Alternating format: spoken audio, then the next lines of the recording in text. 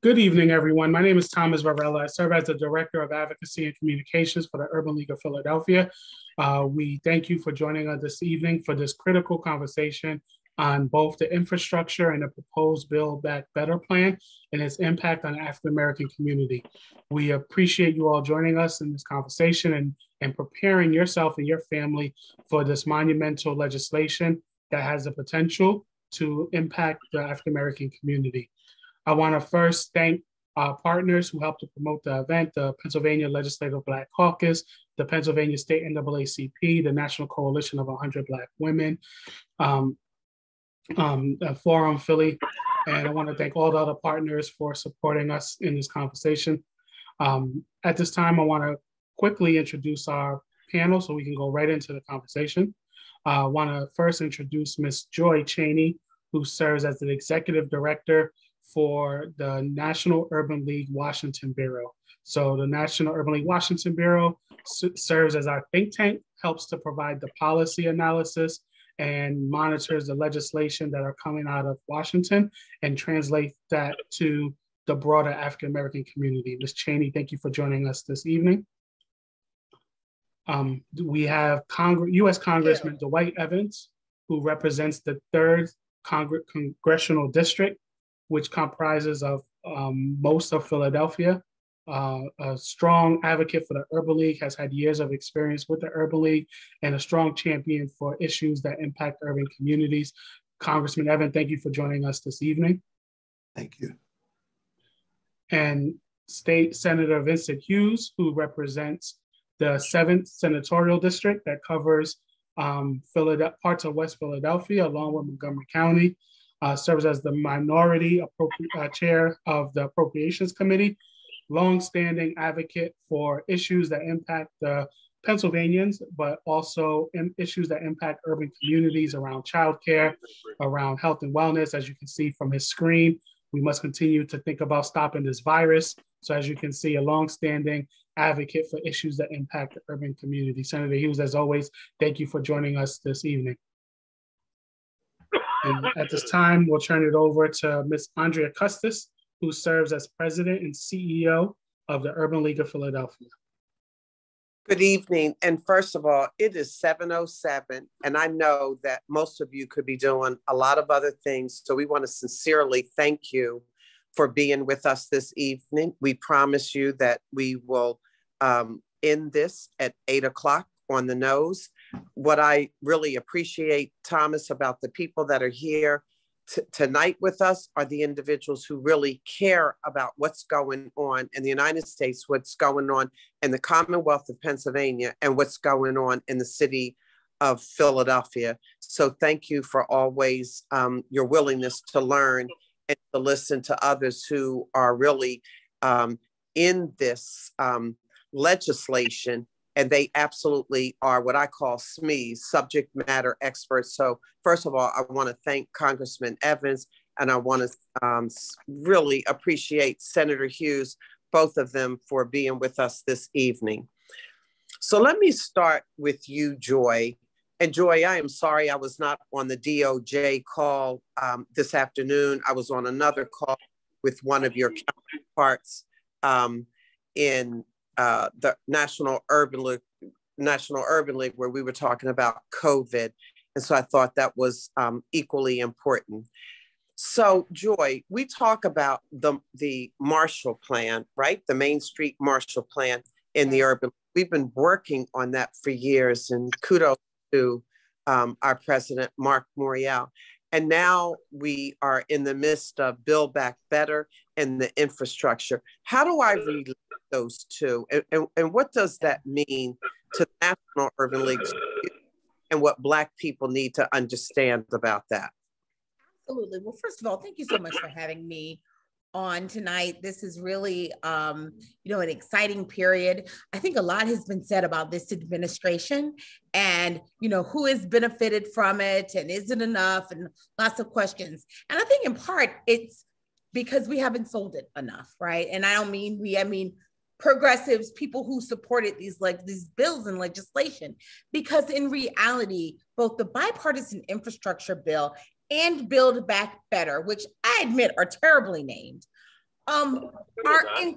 they just are incredibly beneficial, disproportionately beneficial for communities of color, especially the Build Back Better, right, or reconciliation that is currently being considered before Congress.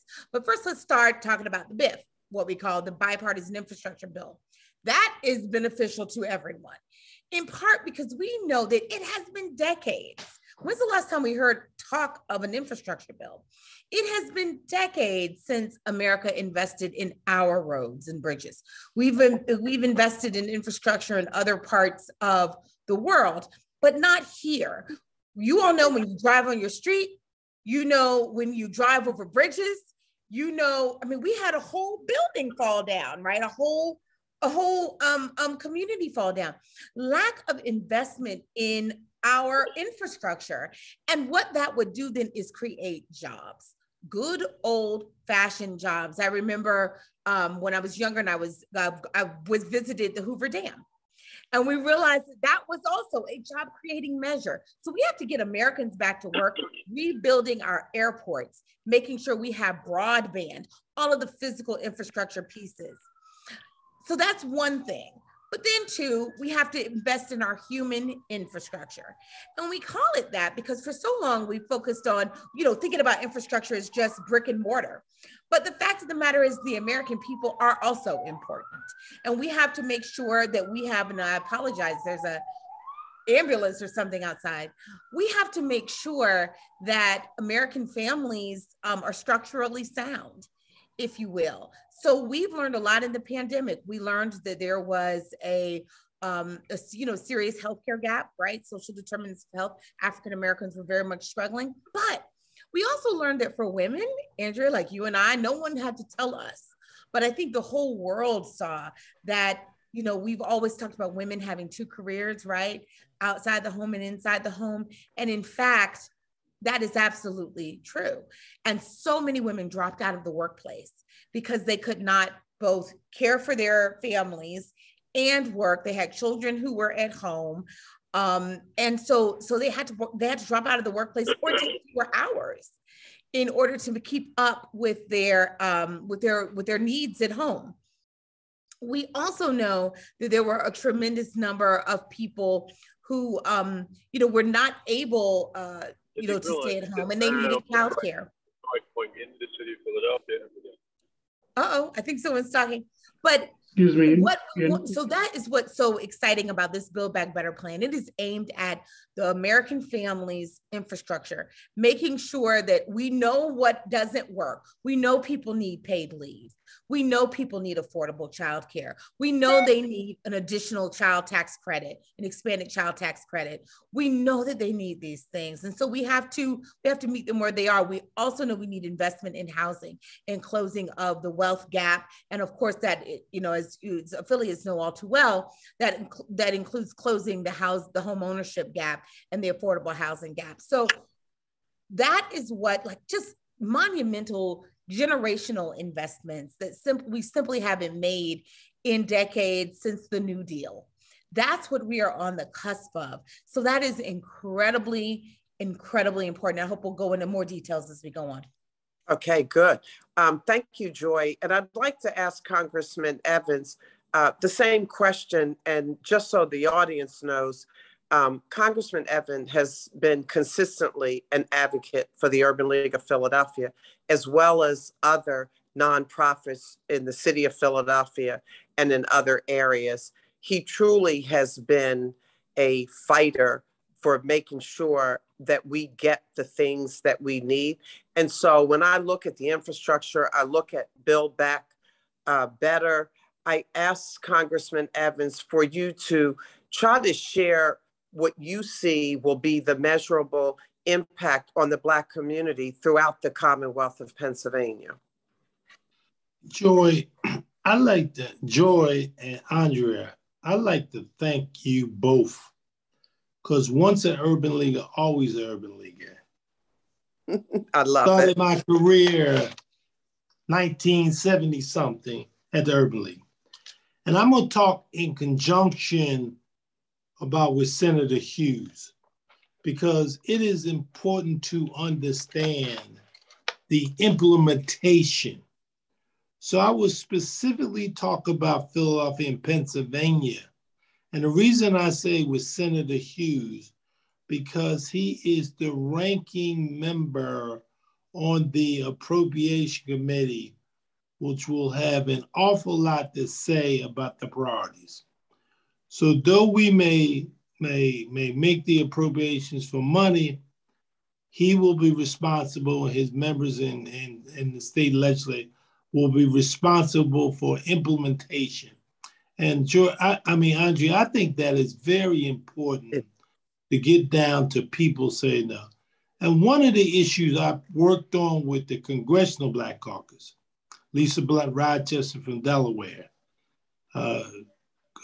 Infume from Baltimore, Brown, you get those people, reconnecting communities, specifically starting with Nicetown, starting with Chinatown.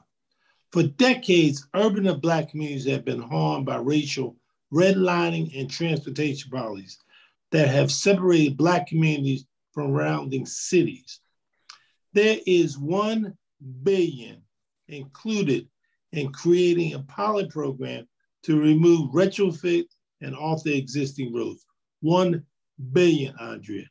That's in the infrastructure program. In the Building Back Better, there is $4 billion. So you put that together, the infrastructure and the Building Back Better, that's $4 billion. That would be $5 billion. The Secretary of Transportation has full discretion. So as my colleague, Senator Hughes, who had talked to me about the concern of individuals playing games at his level, the Secretary has a lot of discretion. So that's reconnecting communities. Water infrastructure, which is very essential. Pennsylvania will receive $1.4 billion over 5 years to improve the state water infrastructure. Safe water. Nearly 40% of Philadelphians do not feel their tap water is safe, especially in communities of color. This will be a major investment to help achieve no more Flint campaigns to ensure no more Flint campaigns. Public transportation, which is very important. African-American workers commute by public transport at nearly 4 times the rate of white workers. This bill will invest $2.3 billion for public transportation in Philadelphia metro area. SEPTA is the largest transit authority in the Commonwealth of Pennsylvania. There are 70 transit authorities in the Commonwealth of Pennsylvania, and SEPTA is the largest. SEPTA will receive $540 million in funding. New grants will be used to expand local public transportation projects and improve the condition accessibility of subway and buses. Broadband, I heard you talking about that, George. Black families, 9% less likely to have high speed connection. PA will see millions in funding for improvement. For example, Senator Hughes, and I know this bill has to pass. It passed the House, it is now in the state Senate. They have to create a state authority in order to get access to money. So Senator Hughes, they will have to create that. Minority business development, something that Senator Hughes and I know very well, is Della Clark out there that they have in West Philadelphia. It will be for the first time, Minority Business Development Agency will be permanent, will not be temporary, will be permanent. So growth and competition for United States minority-owned businesses. It was an executive order created in 1969, created from executive, never codified until now. It is now codified. Now the agency will have dedicated funding at $550 million over 5 years. In addition to the MBAD will provide grants to nonprofit organizations that support minority business. The Enterprise Center is a great example of minority. As a matter of fact, they just opened up a location in New Jersey. Yes. With Senator Cory Booker and Congressman Norcross. They just did that. Public schools, which I know Senator Hughes has been working in terms of efficiency, $500 million in grants for energy efficient. I noticed because along with the Senator and Congressman Boyle and Congressman Mary Gay Scanlon, all of the elected officials in the 3rd Congressional District, which I represent, the 1st Congressional District, we brought together all the state and the local elected officials attempting to line us up together. So this conversation, Andrea, you're ahead of the curve because Senator Hughes and I have started this for like the last 3-4 weeks. Workforce development opportunity. They expanded opportunity for education institutions in order to support career skills, training, workforce. I know that's something big. That's how I started out with the Urban League, with centralized intake. I started off as a job developer. So Andrea, I still got my job development skills. If you want me as a volunteer, no pay. You do not have to pay me. I will volunteer. Okay. So I share with you that's something I enjoy to do. Healthy Streets programs with the local elected officials, Councilwoman Richmond. Urban Black communities are often lower tree areas. They don't have the trees, get hotter environments. So with higher energy costs, that's something. $15 million grant for healthy communities. The DBE, Department of Transportation, the Disadvantaged Business Program, is designed for ongoing discrimination, continuing to affect past discrimination. Now, I say all these things that it's important. Leading into the Building Back Better, the child tax credit. I was proudly to vote for that and expansion. This will deliver $169 million to 76,000 families in my district, in the 3rd, helping them to afford basic expenses like food, utility, rent, gasoline. Those things are very essential, and that's what earned income tax credit would expand the earned income tax credit for who are. Our poverty rate was at 20%, 26% when I started. Right. It was at 26% when I started 5 years ago. That number has been reduced. That is a very significant move on poverty. So a combination of working with the senator and us, earned income tax, child tax credit.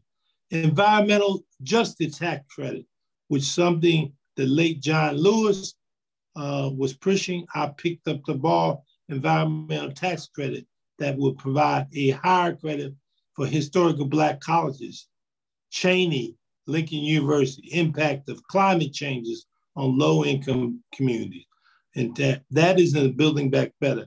Health professional grant program, which basically was something that I pushed through dealing with our hospital work for.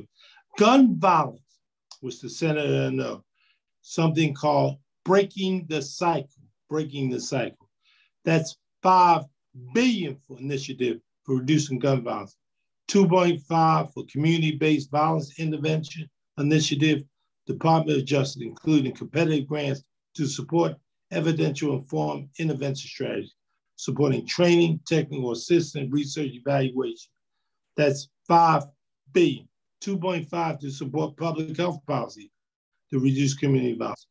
530 homicides so far in the city of Philadelphia, most recorded previously, 500 in 1990, during the height of the crack cocaine epidemic. Over 2,000 shootings. 84% of shootings have been Black people, 60% have been 30 or younger, 88% have been. At least 12 major cities across the country have record-breaking numbers of homicides. Paid family medical leave, have championed universal paid family medical leave. That's in Building Back Better, especially low-income workers and workers of color who less likely have access to paid leave. Housing, something that Senator Hughes has been big on with PHA and public housing. Households across Philadelphia would benefit from a historical $150 billion, joining with my colleague Maxine Waters, affordable and safe housing, something that never seen ever. Child care, Building Back Better will help low and middle income. Small business, which I know Senator Hughes knows about this. $5 billion invested in small business programs and support entrepreneurs, especially those in underserved areas. Example like 52nd Street, 60th Street, Ogas Avenue, Germantown Avenue. 60 million for state trade expansion, something that I work with about Africa. A lot of emphasis on working about Africa and the need with the goal, we need to do that. So that's great. And 60 million for small business investment companies to provide grants to underserved business. 1 billion to establish national network of uplift incubators to spur economic expansion. Also on education, which I know Senator Hughes is big when it comes down to Chaney, increase the Pell Grant by 550. This will increase it from 649,000 to 7,000. I know that Senator Hughes is on the FAIR board, which is something extremely good.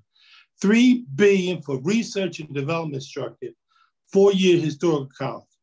Chaney and Lincoln are the first historical Black colleges. A lot of people don't know and understand the significance of Chaney and Lincoln right here in the Commonwealth of Pennsylvania.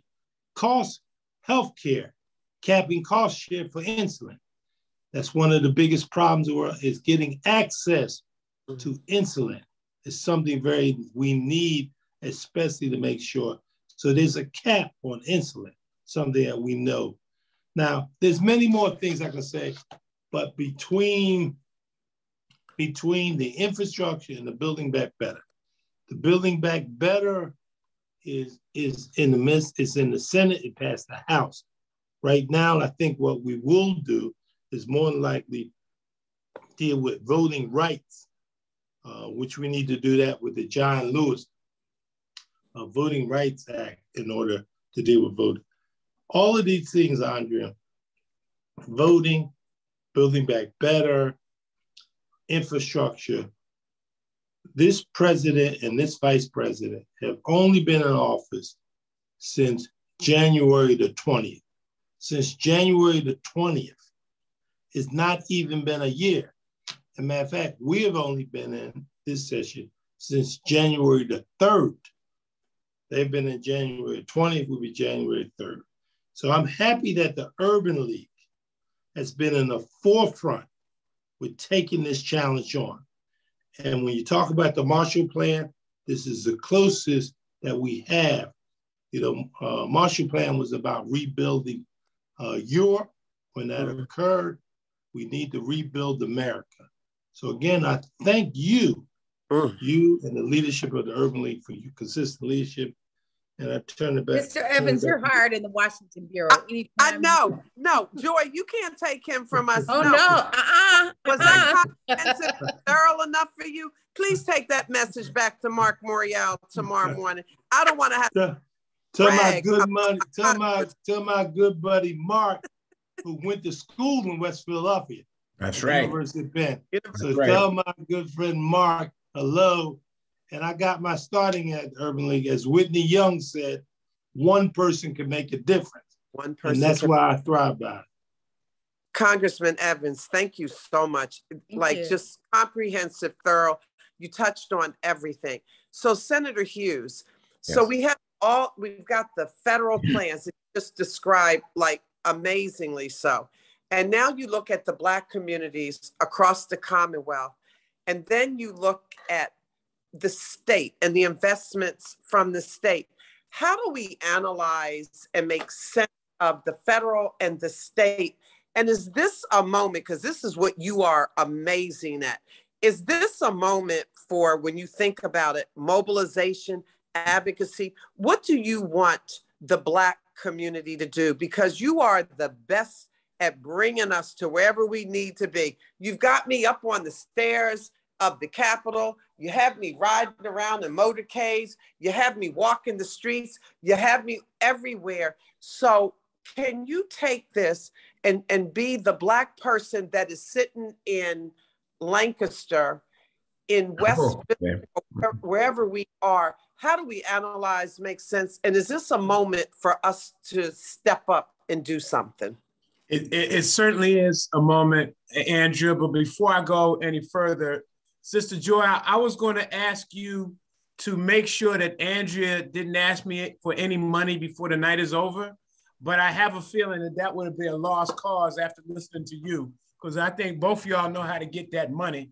And so I'm going to leave. I'm not going to ask you to ask Andrea to not ask me for a dime before the night is over, because that is going to be a lost cause. Thanks again. Get it, girl. Hey, good. Doesn't go a day. It doesn't go a day. I'm telling you, okay? Unfortunately, I'm in a position, God's blessings, that most times we're able to get it done. So let me just say, Andrea, Joy, the whole Urban League family, Congressman, thank you all very much for holding this conversation and for recording it and making it available for others to see. Thank you, Congressman, for running those numbers. I mean, you know, it's so much that is going on. And sometimes the numbers can be so overwhelming that you don't get a chance to grasp it. We got to make sure, Joy, you said this earlier, we got to make sure that we make this stuff connect to the people and what it means to the average person. So I'm going to go back to something that was done earlier in the year, the American Rescue Plan. Okay? American Rescue Plan. And we just finished the open enrollment period just yesterday, so that you could sign up for healthcare, health insurance on January 1. That just ended. You can still apply, but you won't get your insurance on January 1. It may take a week to a month later. But I need you to understand what occurred in the American Rescue Plan, why we have to tell the story in the context that people understand it. And thank you, Congressman Evans, for standing up on this. Affordable Care Act got done. Thank you, President Obama, first president in the history of the country to get that kind of piece done. Took a brother to get it done. They say brothers don't do nothing. Well, there you go. That brother did something, okay? And then you know who came in and jacked it all up, okay? I mean, like seriously jacked it up right in front of our eyes. So then President Biden comes in with Congressman Evans, the whole crew, okay? And the Congressional Black Caucus leading the way, and they revitalized the Affordable Care Act. Let me tell you how that's relevant for someone. And we did a bunch of Zoom meetings and telephone town halls and things like that in the last week to get people enrolled. Let me give you an example. Before the American Rescue Plan, if you were a couple 64 years of age, an Urban League family, take these notes down and pass this on, because you got to be the one to tell the story. Couple 64 years of age, annual household income of $77,000. Before the American Rescue Plan came into effect, that couple was paying about $28,000 a year, $28,000 a year in their health insurance, believe it or not. All right? American Rescue Plan hits, the subsidies that were in the American Rescue Plan hits, that insurance, I know y'all sitting down for this, that insurance, that health insurance dropped from $28,000 a year to $6,000 a year. You hear what I'm saying? From $28,000 to $6,000. That's a $23,000 a year savings for that family. 64 years of age, couple making $77,000 a year. We have to tell the story, and Joy, you said this is so very important. We have to tell the story about everything that has gone on in this first 11 months. Thank you, Dwight. In this first 11 months, to make sure that people understand this stuff that they're getting, they didn't just come out of nowhere, okay? You voted last year. We voted last year. We made a difference in the election last year, and there's been tangible results as a result of those votes. Tangible. That one example right there. If you were a gig worker, okay, a driver, whatever, you get those savings. You were paying $600 a month. Now you're paying $200 a month in your health insurance. That's the deliverables. The American Rescue Plan the Infrastructure and Investment Jobs Act, and now Build Back Better are in fact what Mark Morial has been calling on for 20 years, the Marshall Plan for America, okay? All of these are in fact it. Now, we got to get this last piece done. We got to get this last piece done. And the impact of what the congressman just talked to us about, has got to be actualized in the legislation. We got to press our United States senators to make it happen. Stop playing around. Stop working against your own constituents. Stop working against your own constituents. We need this. We need to make it happen. It's not going to happen at the top level down. It's going to happen at the bottom level up. And that requires us to make the pressure. Now, what does that mean already without even Build Back Better being put in place? The impact at the state level. The state of Pennsylvania used to be broke all the time. We couldn't do this. We couldn't do that. We didn't have no money. We didn't have this. It was just, nothing, okay? Joe Biden gets in, things start happening, money starts flowing, sensible policies start being put into place that are not even money flowing policies, just sensible stuff that you got to do. What happens? State of Pennsylvania right now is sitting on $7 billion. Joy, I know you sitting down. I can tell by how you're looking in the camera, okay? $7 billion of unspent money. You want to hear what I'm saying to you? $7 billion. Part of that is budget surplus. Part of that is money sitting in the rainy day fund, $2.8 billion sitting in the state's rainy day fund, waiting for who knows whatever, okay? So it can be utilized, plus surplus coming down the road. Dwight Evans, you heard what I said. The state of Pennsylvania's got surplus coming down the road. What could we do with that money?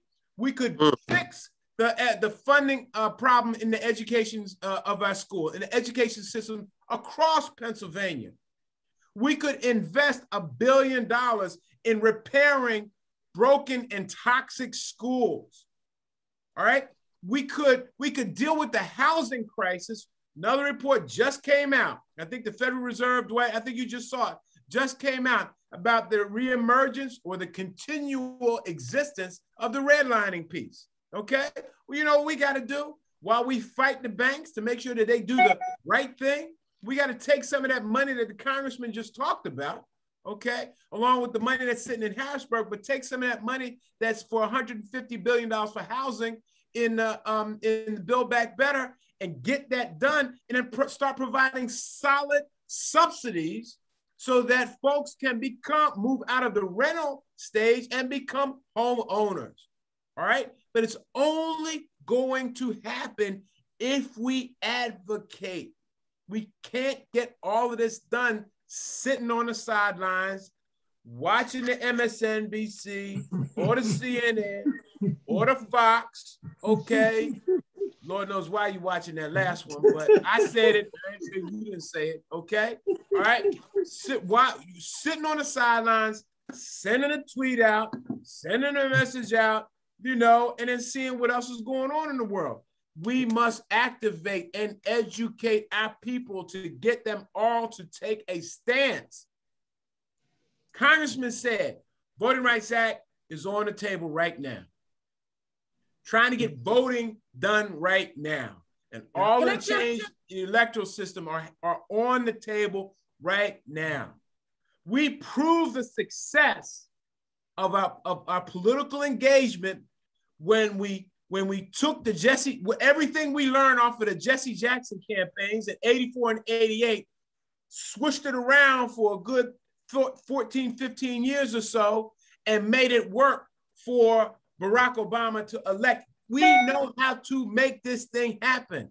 And then we matured ourselves in such a way that when Joe Biden went down to South Carolina in the primaries and Clyburn laid the hands on him, okay, we changed the whole dynamic right there. And then when that happened, it morphed itself into his swearing in, and as soon as he swore in, he put more brothers and sisters in the cabinet than had ever been done before, did the American Rescue Plan, did the Infrastructure Act, poised to get Build Back Better done, going to get the voting piece done. All of this shows that this thing does work. But we got to do our part. We got to do our part. So, Andrew, you're going to have to walk some more streets. Yes. Okay? Yep. You're going to have to be the corporate Black Panther that you are. Okay? All right? Okay? You know that's not the not so secret. Okay? All right? All right? And we all going to have to do this because the moment, the opportunity to transform lives, there is no larger amount of money moving into our community, capital, wealth, dollars moving to our community than ever before. And this moment is now. We got to do what we got to do to take advantage of it. I'm ready. And so are the rest of us. You motivate us, you inspire us, and we're ready. We're ready to mobilize. Thank you, Senator Hughes. Joy. Can I jump in? Joy. Go ahead, ask your question. Yeah. Don't ask me for no money, Joy. Don't ask me for no money. Joy, you got money to give me? No, Joy. So if I'm not, didn't you just meet with the Vice President? Yes, I did. Harris recently with some other people. I'm not asking you to tell me everything that occurred in that meeting. So I'm going to ask you a question about it. Where do you believe things stand with Build Back Better? Yeah, so thank you for asking me. What President Custis is saying is that we had a meeting with Black women leaders across the country. We came in, we met with the Vice President. It was a fantastic meeting, Vice President and her wonderful team. Where things stand with Build Back Better, and then I want to answer something that you all discussed earlier. Where we stand is we have a Senator Manchin, out there who is still haggling about what he would like to see in the bill. He is concerned with some of the big ticket items, and two of the things are, I think, very most important for our people. One of them is paid leave, right? So I used to be Kirsten Gillibrand's chief of staff while she was on the campaign trail. So that is her bill, so I care about it. But more than that, it is important for us that will provide a national paid leave program for the nation, which distinguishes us from all other industrialized countries. We do not have a leave program for parents, new parents, for people dealing with their own health issues, for people dealing with aging parents. So we need that program. That's in there. It's not the program maybe that we would have wanted, but it's in there in a limited fashion. Congressman Evans, I think it's 4 weeks right now.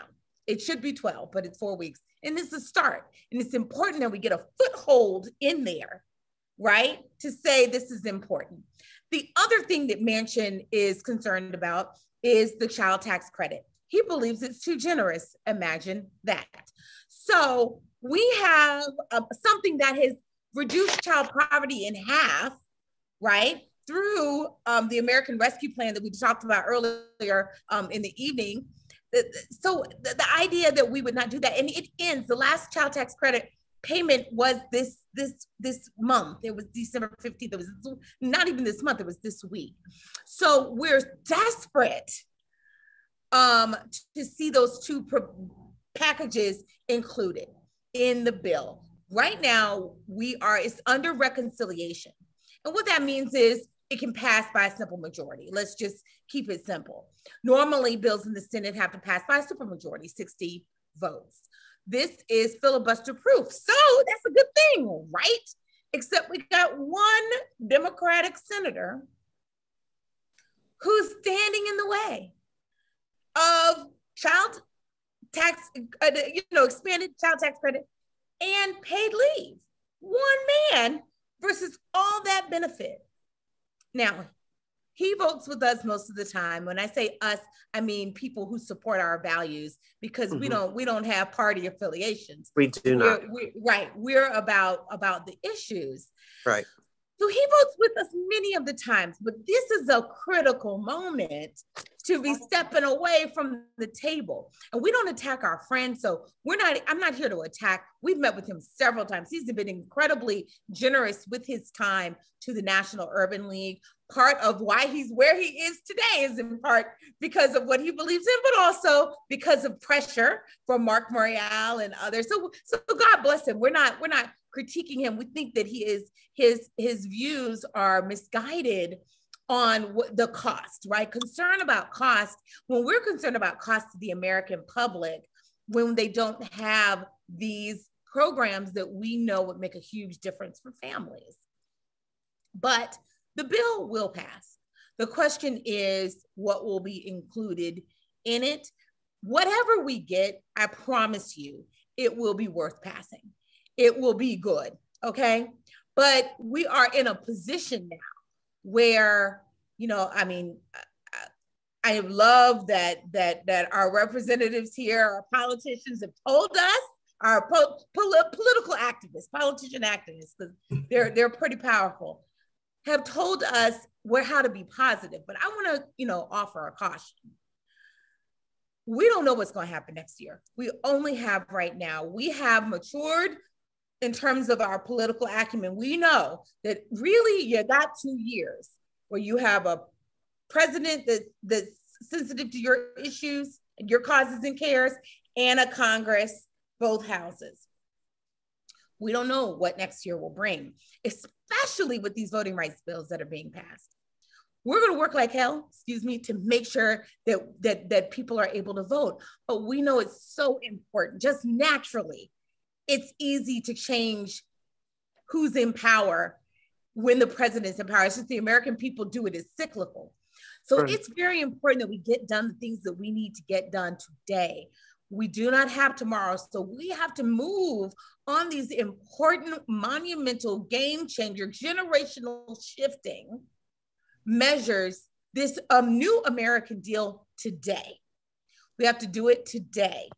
And then we can try to get more later. We can do the things and make the reforms that we need later, but we got to start with this bill right now. So look, we're ready to move forward. We're ready to make a deal. Hope Senator Manchin has been coming to the table, talking to the president. You will hear about that. He's been talking to others, but it is so imperative that the bill gets done. Now, we talked about Build Back Better, but there are other important things too. We know that there is a national coordinated evil effort. Yes. Okay, Marcus told me I can use the word evil. Voting. Effort that is happening across the country in terms of a rollback. So in every state, at least 49 out of 50, I have to check on that last one. They might have snuck one in. 49 to 50 states, there have been anti-democratic voter rights legislation introduced. Right. That's about 40 of those pieces of legislation across the country have actually passed. This is a real problem. It's more than just Georgia and Florida and Texas, which you have been in the news, right? It's all over, and we're about to go into a new legislative session. Okay, so there are many who are waiting, right? They couldn't get it done. Maybe members of the legislature were able to hold it off last term, but it's going to be very hard to keep doing that. Eventually, these bills will pass, and more of them will pass. They are, and it's not just bills, right? They are throwing people off not only the rolls, but off elections commissions.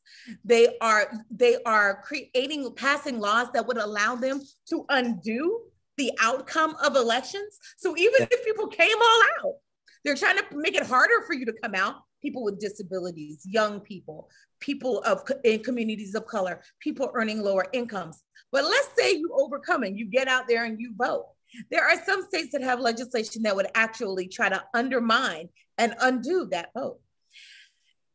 So it's critically important that we do two things. We pass the John Lewis Voting Rights Advancement Act, which will restore the Voting Rights Act of 1965, which has been undermined by both the Shelby County decision several years ago and the Bronovich decision from this past summer. But the second thing we have to do is pass the Freedom to Vote Act, is what we're calling it now, right? It's gone through many iterations, and the Freedom to Vote Act is actually a Joe Manchin compromise, right? So, and it's a good solid bill. So that would create a new national standard for voting rights in this country. So a high floor, right, for which all voting must at least meet that standard. These bills are critically important. Now I will tell you, we have 50 Democrats who are supporting that bill, plus one Republican who is supporting freedom to vote, and maybe even John Lewis, and we're figuring it out, and Lisa Murkowski. But the voting rights does not get the same treatment as Build Back Better. It is held to a 60 vote standard, right? So it is subject to the filibuster. So what you have seen civil rights groups do now is really hone in on the decision. We're not tinkering with like the ins and outs of the legislation. We've done that earlier in the year. And by doing that, sometimes it allowed Democrats, senators to get away from what they really need to do. What they really need to do, we have tried, we have met with Republicans, civil rights groups, we have sat down. They don't want to pass these voting rights bills. Maybe they do want to pass them in their heart, right? Because some of them have passed them before, but they won't do it now because of the political climate we are in, and because they are scared. They saw what happened when, as Mr. Hughes says, when we came out to vote.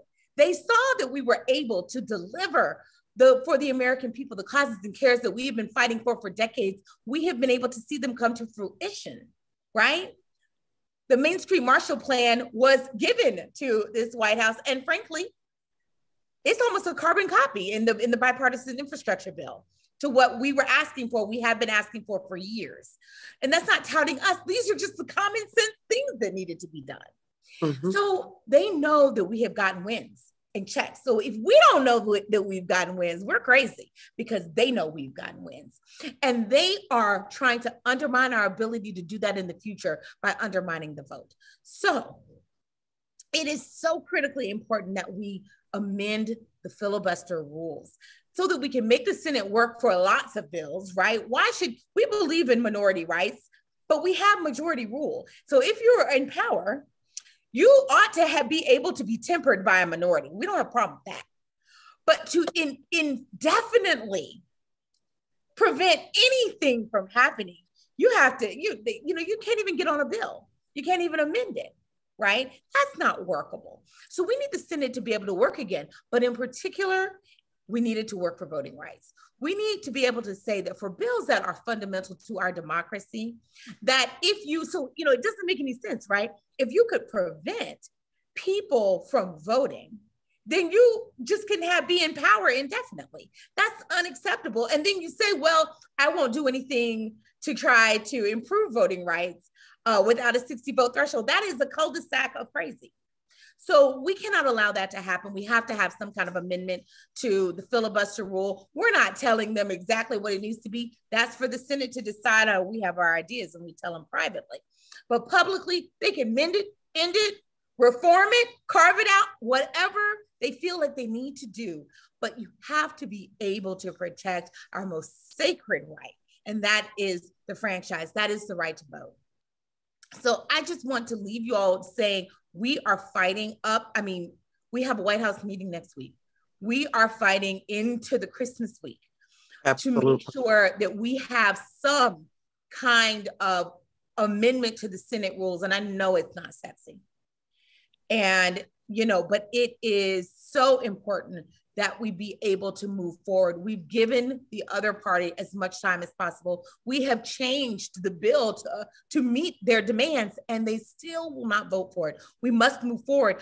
Otherwise, we will not be able to advance our causes and cares at the election box in the future in the way we want. It is just that dire. And so if you see us get increasingly worried, this is why. So I'm going to make sure that as we leave, Andrea is going to have our activation for voting rights. We need you to call your senators. We need you to we need you to get on the internet. We need you to do those. We need you to engage and let them know how important this is to you. It's not just about Build Back Better. We've been very clear. It is also about voting rights. We need Congress to do two things at once. Thanks so much for having me. Joy, thank you. And I can tell you from talking to Mark, what is keeping him up at night, every night, is the voting rights. That's what's keeping him up. It's the number one issue for him right now. We can do the other stuff later, but you can't do it if they strip you your right to vote. I would also say, please take the message back that I understand the 300 bills that have been trying to push, and about 40 of them that have gone through. And I understand our focus on Republican governors. I get that. Georgia and so on. But don't sleep where we have Democratic governors, and Senator Hughes knows this extremely well, where he has vetoed those. But let me just say this too. We have very smart, intelligent people here.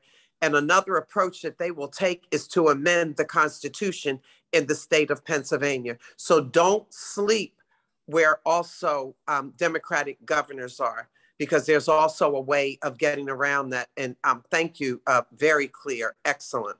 By the way, it's also a reminder that all elections are important. You absolutely have to vote at the state and local level. These bills are not being passed by members of Congress. They're being passed by your state and local legislatures. Yes. We have about 4 minutes. I really want to ask Congressman Evans, and he'll probably think it's redundant, but I have people that are in the chat. And so if you had to just be brief and say,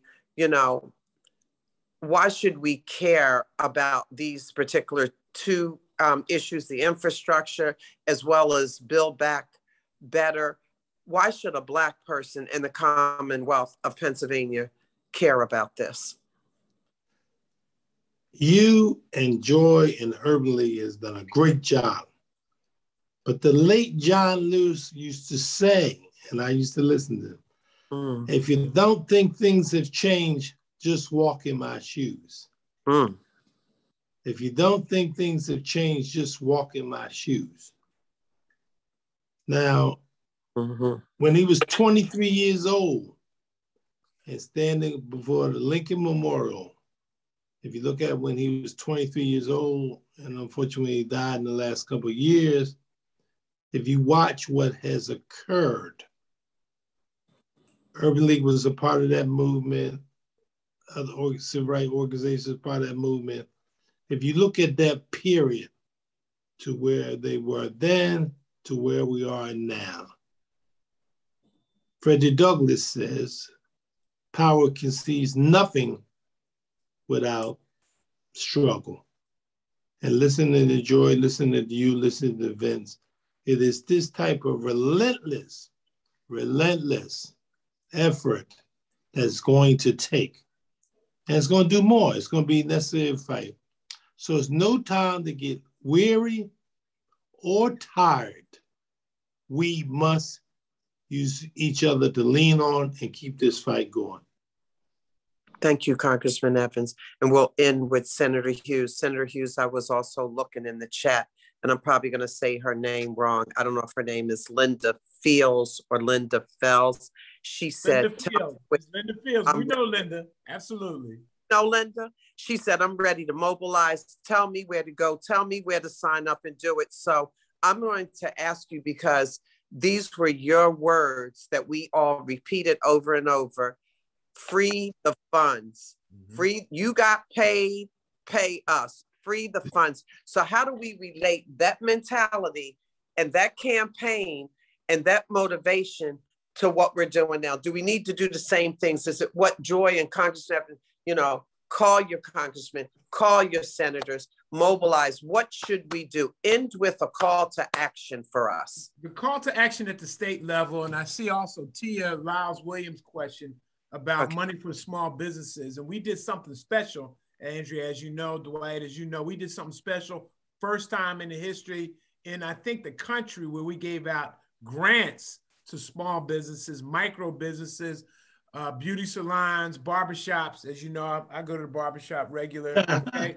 And beauty salons, places like that got actual checks, 10,000, 15,000, 20,000. We just appropriated $20 million, an additional $20 million.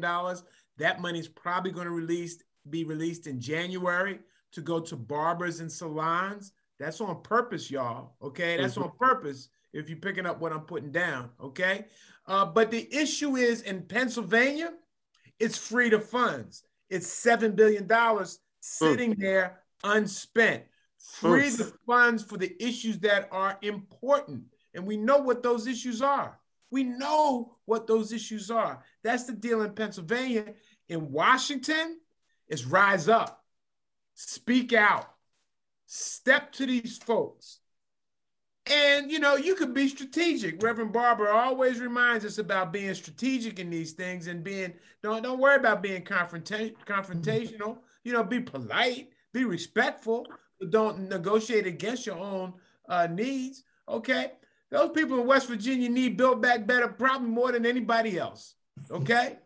They need Build Back Better probably more than anybody else. We got to help them be their best selves and understand it and help them help their United States Senator be his best self, okay? And then, you know, we got numbers. We got to activate them, but we also have a moral responsibility. There's a moral part of this movement that has to be activated as well. Yes. Now, I know as much as I'm going to finish up here, Andrea, as much as I spend working through the numbers, working through my staff, trying to find out how we can get some money moving here, get some money moving there, try to do this, try to do that, all that kind of stuff. I am buttressed by the moral responsibility that I and we all have to move our community forward. We can't sit back. We've got to agitate, all right, and demand, and don't negotiate against ourselves. Don't do that. Freedom funds in Harrisburg. Get the money, which I always tell Dwight Evans. Go back down to Washington. Don't be hanging around Philadelphia. We got you in Philly, bro. We got you in Philadelphia. Go back to Washington and get that do-re-mi to come back into our communities, because that's the lack of money and wealth in our communities is fundamental. It's sitting right up there for us to get. We need to go get it. Go get it. Go get it. Go get it. I'm going to close on this. Congressman Evans, Senator Hughes, joy to the three of you. I love you dearly. Thank you for loving and caring. Urban League, they talking about Black. And thank you for fighting and advocating every day. You do this every day, every moment. Please don't ever think when you're working on something 11 o'clock at night, 5:30 in the morning, please don't think that we don't appreciate it. We know you love us, and as Senator Hughes, it's a moral obligation for all of us, and we do it because we love our people. They need us. They depend on you, the people that are on this call tonight, and we love you and simply thank you for this evening and what you do every day. Thank you. Thank you. Thank you for your leadership. Before we close out, wanted to entertain just one quick question.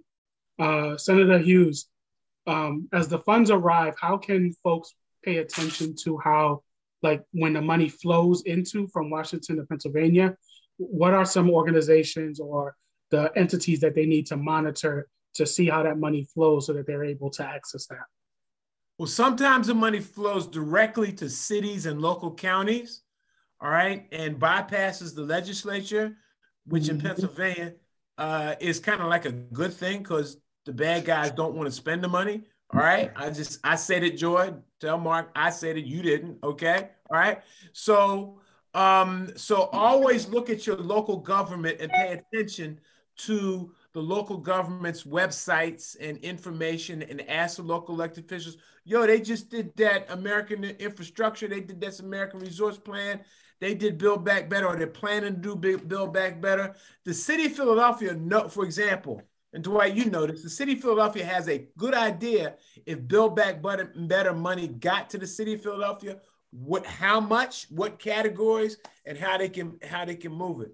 Always pay attention to local government, and of course, always pay attention to state government, Department of Revenue, my office as appropriations, and usually 9 times out of 10, whatever I know, I'm usually passing on to Andrea. So you all, you know, you all, yeah. She'll be okay. Thank you. One last thing, tell your friends, if you like what you heard here, if you like what this administration is doing, if you like what Congressman Evans or Member Hughes is doing, tell your friends. We share the bad stuff, we keep the good stuff secret, and it's hurting us. We have people out there who think that they're not being served when they really are. Mm-hmm. And thank you for that. That's the truth. Yep, thank you for that message. The video will be provided to you all post-event, so make sure you RSVP, and we want to thank all our speakers for joining us. And on behalf of the Urban League of Philadelphia, we wish you happy holiday season. Thank you. Good night.